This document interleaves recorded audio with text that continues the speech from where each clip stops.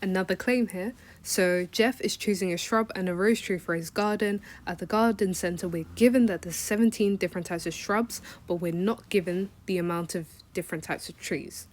So Jeff says that there are 215 different ways to choose one shrub and one rose tree.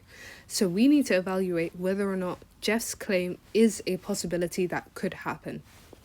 So to work out how many different types of combinations there are, we multiply the amounts by each other. So in this case, we have 17 multiplied by some unknown value of x, which gets us, according to Jeff, 215. So now we need to solve for x. If it's a whole number, we see that it is a possibility, and if it's not, then it's not. So by dividing by 17 on both sides, we get that x is equal to 215 over 17, which gets us a number that's roughly 12.65.